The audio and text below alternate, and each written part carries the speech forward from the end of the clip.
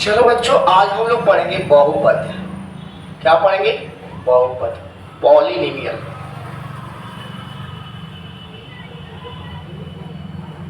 क्या पढ़ेंगे? पॉलिनोमियल्स। देखो बच्चों, बहुत ही आसान है। क्लास 10th का आपका मैथ्स चैप्टर नंबर 2 पॉलिनोमियल्स। आपका बहुत दिनों से वीडियो नहीं बन रहा था, कुछ प्रॉब्लम थी, इसलिए अब जो है ना हम लोग अगला वीडियो लेकर आए हैं। देखो, बहुपद में सबसे पहले आपको जानना होगा चर और अचर को। चर किसको कहते हैं? अचर, वेरिएबल और कांस्टेंट। चर आपका जो होता है ना, आपका चर A B C D dot dot dot dot X Y Z. आप बताओ, चर बदलता है कि नहीं बदलता है? चर बदलता है। हमेशा चर क्या होता है? बदलता रहता है। चर बदलेगा, अचर बदलता नहीं। ये सब नंबर हो जाएंगे, कोई भी नंबर है आपका। ये चर और ये अचर कहलाता है। ये चर और अचर। चलो देखो, इधर आगे बढ़ते हैं। तो अगर हम आपसे कहते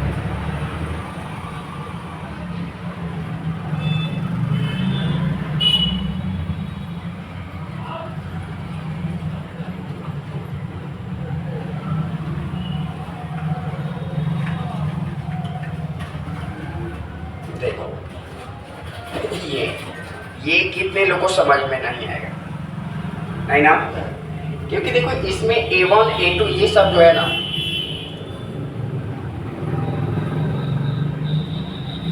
देखो ये सब जो है ना आपका क्या है? वास्तविक संख्या है। क्या है? वास्तविक संख्या। ये सब क्या है? वास्तविक संख्या है।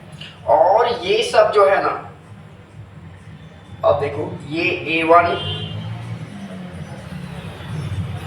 सही है, वास्तविक संख्या है।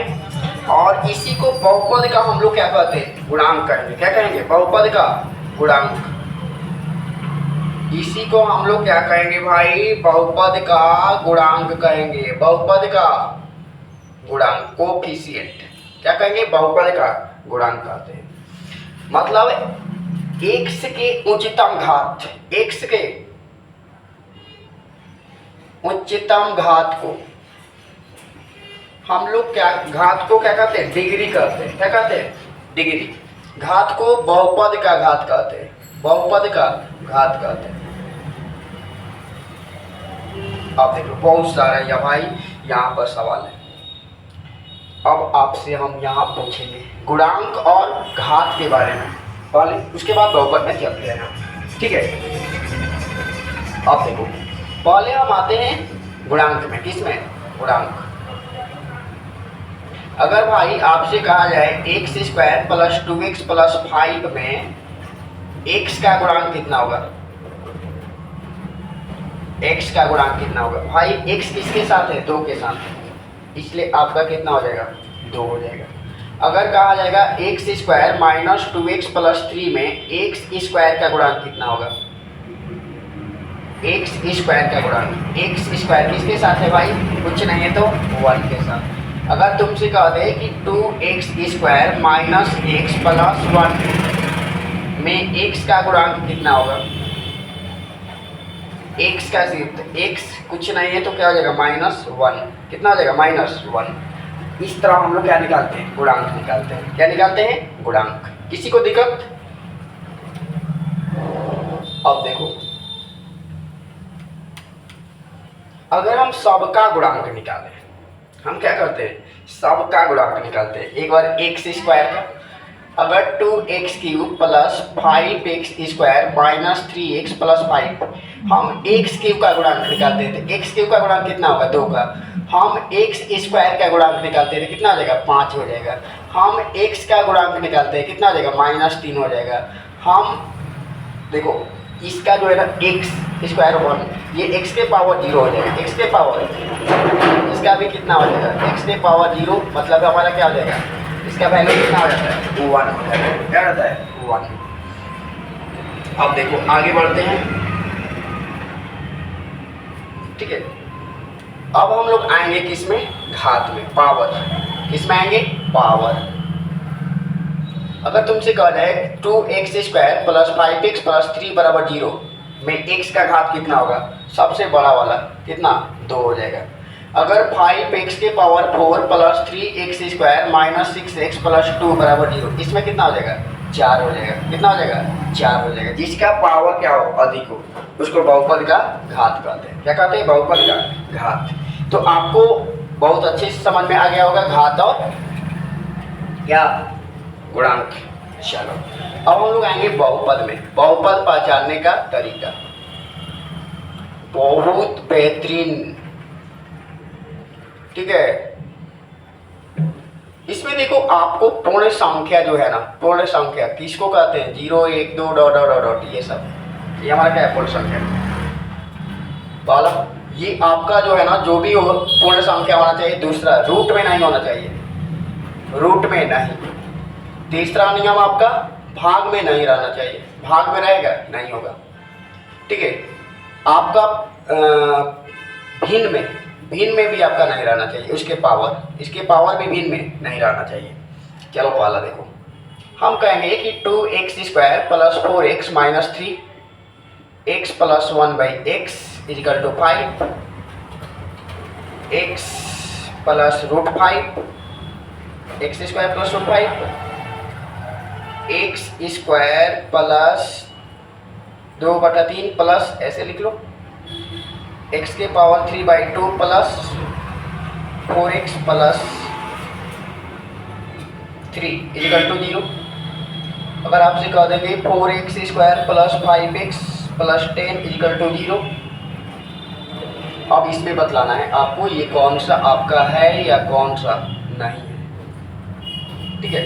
कौन गुणखंड है, बहुपद है, कौन बहुपद नहीं। देखो भाई पूर्ण संख्या, इसका पावर देखो 2 1 0, ये आपका पूर्ण संख्या है।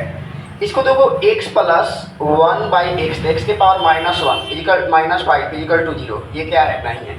इसमें देखो x को लेना है, x y ये सब देखो ये रूट में ये होगा आपका, यानी आपका देखो एक ऐसे सवाल ले लेते हैं root x plus 5 equal to 0, ये नहीं होगा, ये नहीं होगा, ये भाग में ये भी नहीं होगा, ये होगा। देखो ये भी आपका भिन्न में आ गया, ये भी नहीं होगा। तो ये बहुपद पहचानने का क्या है तरीका है, क्या है तरीका है। किसी को दिक्कत, वेरी गुड।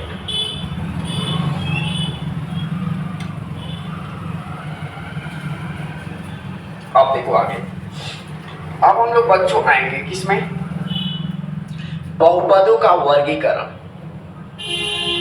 बहुपदों का वर्गीकरण, क्लासिफिकेशन ऑफ पॉलिनोमियल। देखो भाई एक होता है एक पदी, इसको हम लोग मोनोमियल कहते हैं। क्या कहते हैं, मोनोमियल। क्या कहते हैं, मोनोमियल। जिस बहुपद में एक ही पद रहता है, जिस बहुपद में एक ही पद होता है उससे हम लोग क्या करेंगे, एक पद। ये एक पद 2x 5x² 4x³ 6x के पावर 4 जो भी आपका आ जाए, देख लो पद, पद किसको कहते हैं, ये एक पद है, ये में 2 गो, इसमें 3 गो, ये पद जिसमें प्लस और माइनस का सिंबल आगे बढ़ता है। देखो जी एक पदी, ये क्या कहते हैं, एक पदी कहते हैं इसको। एक होता है द्विपदी, द्विपदी बहुपद, इसको हम लोग बाइनोमियल कहते हैं। बाइनोमियल, जिस बहुपद में 2 पद रहता है, जिस बहुपद में 2 पद रहता है, कितने पद रहेगा 2। जैसे आपका x plus 5 x² minus 3 x के पावर 4 प्लस 3 x के पावर 5 माइनस 1, ये सब देखो 2 पद द्विपदी। एक होता है त्रिपदी, होता है त्रिपदी, ट्रिनोमियल। क्या होता है, ट्रिनोमियल। जिस बहुपद में 3 पद रहता है, कितना पद रहेगा 3 पद। जैसे आपका x² plus 5x plus 3 x के पावर 4 प्लस 6x माइनस 3, ये सब देखो 3 पद होना चाहिए। कितने पद, 3। एक आपका होता है शून्य बहुपद,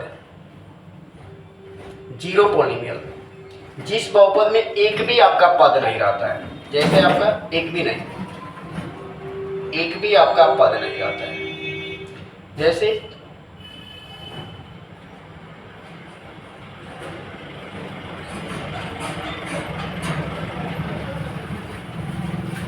पहले देखो ऐसे लिख लो आप,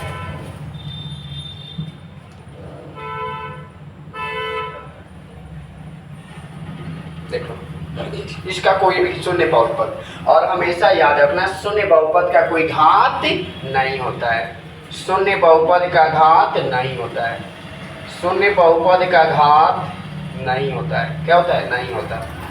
शून्य बहुपद का घात नहीं होता है, शून्य बहुपद का घात नहीं होता है। ठीक है, आप देख लो, शून्य बहुपद का घात नहीं होता है। Very good.